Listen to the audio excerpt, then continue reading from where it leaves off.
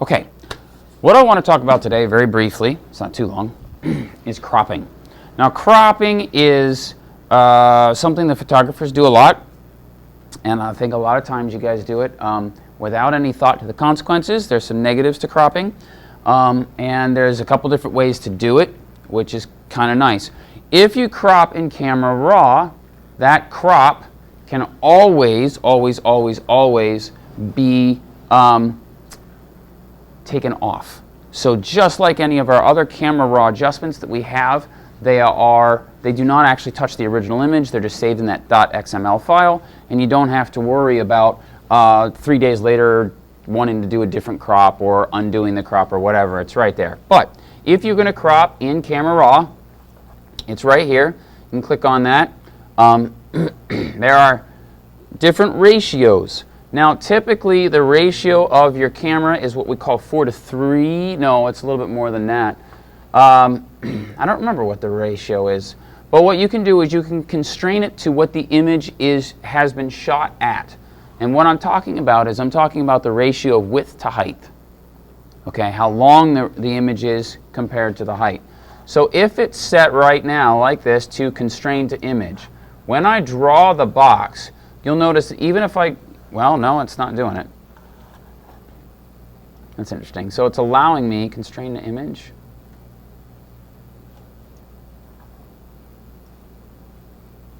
Yeah, see, right now it's allowing me to draw the box any size. If I do this, it should. No, it's doing it again anyway. Well, I don't know why. But you should be able to constrain the image, let's say 4:5. So that's a 4:5 ratio. And you'll notice that even if no matter how I draw the cursor, it stays in that ratio. If I go to 5:7, that's what this is. This is 5:7. And there you can see again, it constrains it. 9:16. That's like movie style. Okay, widescreen movie style. It's 9:16. But generally speaking, if you're cropping, most of the time, you don't need to worry about that. So we can just turn that off, and we can just go there. So does that turn off? No, it doesn't. So normal.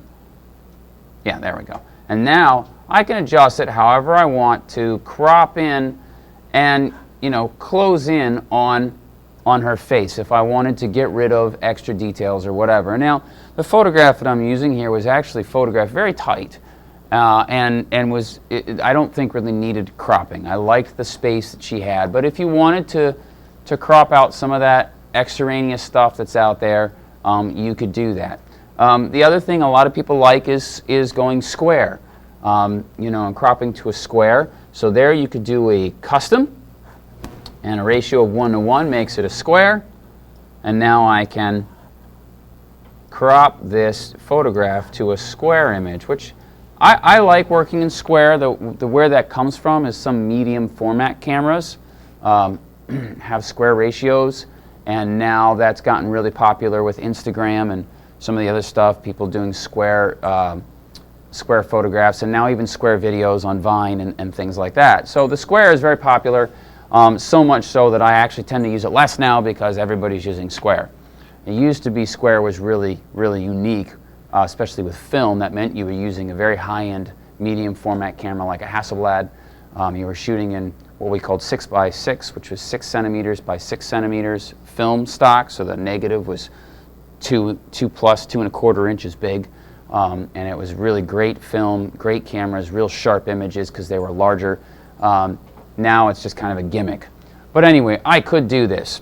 But let's just say I just want to crop in rectangular.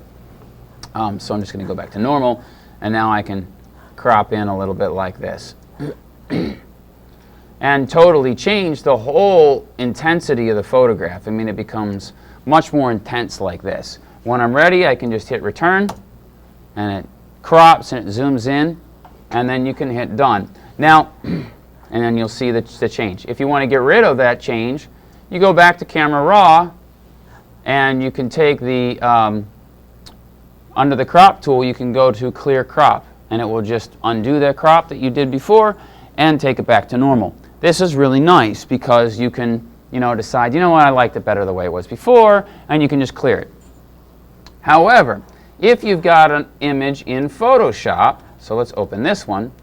This was the image we were working on the day before where I've already done, some of the healing brush and some other adjustments on this. Now if I crop, the biggest problem is once I hit return or hit the check mark here, which is what you're supposed to do, okay, check, it has literally thrown out all those pixels. So if I save it right now and it replaces the older version or that version of that file, and then 3 days later I decide I don't like the crop anymore, I'm stuck. I have to go back to my Camera Raw, open that again, redo all of my healing brush work and contrast and all that sort of stuff. You might imagine that's going to be a pain. Okay? So what I think is better is if you're going to crop an image, always go File, Save As, and then I will use, I'll say Edited and Cropped, just like that. And then that will give me a version in the bridge. Let's see, wait for it to show up here. And then you'll see now I've got two versions. A Photoshop version that's edited and a Photoshop version that's edited and cropped. And then if I decide a little while later I don't like my cropped version, I can just trash this file, go back to my edited one, and I didn't lose all that work. Okay? Now, that's not the only negative when it comes to this sort of thing. And for this, we need to do a little bit of a technical lesson. When you shot these images, and we know that images are all made up of pixels, right? And if we zoom in to this, we can see those pixels. If I go close enough, you can literally see all the little rectangles that this image is made up of. The more rectangles you have, okay, or squares, the better the image looks. That's a basic principle that makes a lot of sense. Megapixels, right? You've seen that all over the place. You buy your iPhone, it's got an 8 megapixel camera versus the 13 megapixel camera or 12 megapixel camera that's on a Samsung S4. You see all these things. More megapixels doesn't necessarily mean that's always better because the quality of the imager is a big deal. We have these older Canon Rebels that are 8 megapixel Canon Rebels. You take a shot with an 8 megapixel SLR like we've been using, and then you take the same picture with an iPhone. Most of the time that SLR is going to look better. It's got a bigger chip in it. That's going to accept the light better. It's going to have less noise, less artifacts on it. So generally speaking, just because the megapixels are the same does not mean that they're the same picture. However, the general rule of thumb is that more pixels is a better image because it's going to have a higher resolution. So the problem is when you crop, you are going to limit the size that you can print your image out at because you're throwing away pixels. So we're just going to do a little math, and Photoshop's going to help me with the math here. So if I just go to image size, which is under the image menu, this is cool. This little panel here tells me exactly how big my image is and how big I can make it. So I'm going to, under here, I'm going to uncheck the resample image button. And so now I can kind of play with these numbers a little bit to see what my maximum size that I can print this out at full resolution. And here's the total pixels in the image. And this is actually a little bit, 3,888 pixels is a decent amount. Most of the cameras that you guys have now are higher. This is an 8 megapixel, I think, 8 megapixel camera. Maybe it was a 12. Anyway, what I can do right here is I can click resolution and I can type in 300 pixels per inch. Now 300 pixels per inch is the standard for printing something at photographic quality.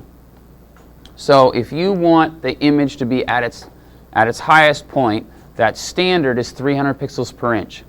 Anything less than 300 pixels per inch, the image is technically considered not photographic. Now, I have printed images out at 200, 220, 240, and they still looked pretty good. Okay? but technically they were too low. But let's just take a look at this. So 300 pixels per inch, I've got a 12-inch by 8-inch image. That's basically a little bit bigger than my sheet of paper. Okay, so an 8.5 by 11 is what this can do at true photographic quality. If I wanted to print it out at the next size up, which is 11 by 17, I could do that, but it would only be 228 pixels. Now I've printed this image at 11 by 17 at 228, and it looked decent. Did it look as good as when I printed it out as an 8.5 by 11? No. You could tell the difference because the pixels literally get further apart and they get bigger. And so you can see them at 200 pixels per inch. If you're really careful, you can actually see the pixels. And since pixels are square, you can see them on curved edges, okay, just like you can normally see something that is low resolution that you get on the internet. So let's just we're going to do a little example here. So I'm going to resample this image. I'm going to take down my number of pixels to something really ridiculously low, 150 pixels, okay? Now if I zoom this up, oh yeah, that looks great, okay? But what's important is now you can see how the pixel size has increased as I zoom in on it. And we get the stair-step effect here, where any diagonal or curved line looks like it's made out of stairs, okay? Well, when you crop an image, okay, you're doing something similar. It's just a question of how much you crop it and how much it is, how many pixels are actually available to you. So let's do this. Let's go back to our image size panel, uncheck that, go 300 pixels per inch.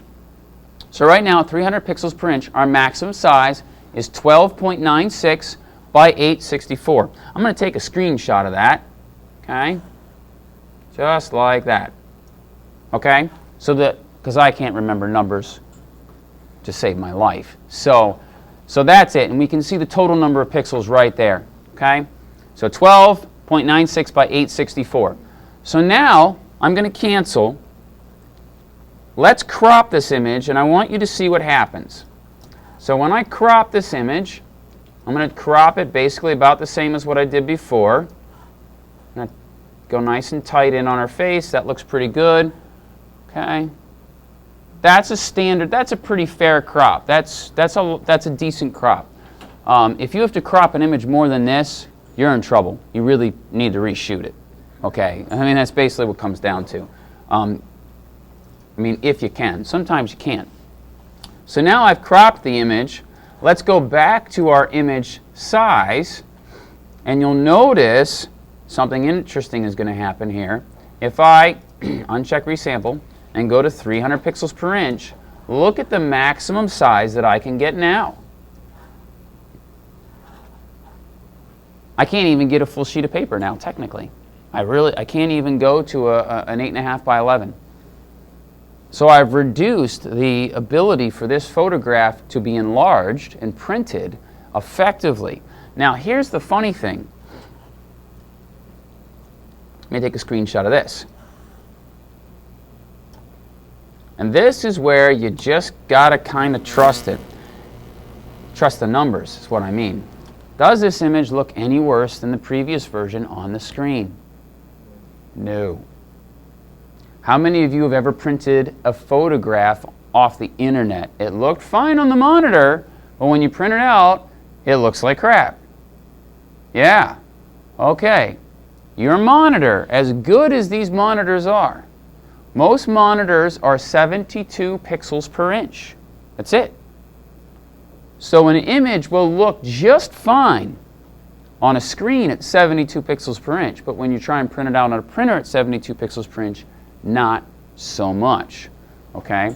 And so if I take this and I go back to image size again, and I set it to 72 pixels per inch, it tells me I can get 40 inches by 29 inches out of this thing. No, not at all. So let's just take this and we'll adjust this. So let's take our width and make it 12 inches at 72 pixels per inch. Okay? And I zoom in. Guess what? That looks great. It looks great on the screen, doesn't it? That looks awesome. But, I mean, it still looks good. Now we're starting to see a little pixelization up around our eyes. You can start seeing it. I zoom in a little bit more. You can see them a little bit more. And then here, you really can start seeing the pixelization around the eyes. Okay? However, it looks good on the screen, guys. And this is one thing that's really important. Just because it looks good on the screen doesn't mean anything. Now if I go to image size and I type in 300 pixels per inch, the best I can do on this thing is about 3 inches at true photographic resolution, where it's going to look good. And that's pretty typical. Most internet images are around 1,000 pixels to 1,500 pixels big, tops. So it usually means the best you can do is a 6-inch image, maybe 5-inch image at best. Okay? So when you're cropping, what I really want you to understand, okay, is that you are throwing, and this happens in Camera Raw too, not just in Photoshop, it's just that Photoshop helps me with the math here. When you are cropping and you throw away all those pixels out here, you can't print your image as big anymore. And so one of the things you can do to test that is after you crop it, go to Image, Image Size, uncheck all these boxes here so that it doesn't change the resolution. It'll just, so it doesn't change the number of pixels, it just adjusts it. And you can see this has less pixels now. It had 3,800 pixels long. I forget the height. Okay, we've lost a lot of pixels. But also think of it this way. We didn't just lose 1,000 pixels. Okay, width-wise, about 900, 800 and some odd pixels. We lost a lot more than that because it's width times height. It's area. Okay, width times height. So we lost a lot of pixels in the height too. That translates to probably several million pixels that we lost. Not just, you know, almost 1,000 this way and a couple hundred that way. You multiply that together, that's probably 1.5, 2 million pixels that we lost when we cropped it. So that's really important. So the check that you can do here is just go to the image size panel, uncheck the resample image because it'll allow you to change the resolution. Now when you do that, that might be awesome. Or even what would probably be more tempting is to change it, make it 17 inches. And then you go, oh, look at that. Now I can print really big because I changed the resolution. And you click OK. Yeah, Photoshop will try and what we call res up the image. But here's the thing. All it's doing is it's copying pixels. It looks at the pixels and it makes a duplicate version of the pixels. It doesn't add detail. So it doesn't actually help the image much at all. It doesn't increase the quality. It only just increases the number of pixels. So that's a silly thing to do. So we want to just uncheck resample image, type in 300. Right there, that's the maximum size that you can do if you've cropped your image. So while I'm okay with the idea of cropping, I want you to approach that idea very cautiously. Because anytime you throw away pixels, you throw away some quality. Just like I was trying to warn you about the adjustment layers. When you adjust contrast too much, you're throwing away colors, which means you're throwing away quality as well. It's not to say that you can't increase the contrast of a certain image or something like that. It just means you have to be careful when you do it. That's all. Okay? It's the same thing with cropping. Sometimes you gotta crop. Sometimes the image is a little too loose. You gotta tighten in on it. And so that's just what you have to do. But you need to understand that you are sacrificing some quality and that you're going to end up with issues later on, possibly, because you can't print that image quite as big. Does everybody understand that concept? I mean, it's pretty simple, but I really wanted to run you down through it, okay? And that means the pixels get bigger, and when the pixels are bigger, they're more noticeable, and so the quality of the image is degraded. Okay, so we don't want that. We want to keep as many pixels as we can. That's why I am a big proponent of not cropping. I very rarely crop my own photographs. If it's that bad, I usually try and reshoot, if I can. Now, if I'm shooting a wedding and I was a little too far away, I crop it. And then I'll tell the couple, I'm like, okay, this image here, I had to crop. The best you can do on this is an 8.5 by 11. You won't be able to make that an 11 by 17.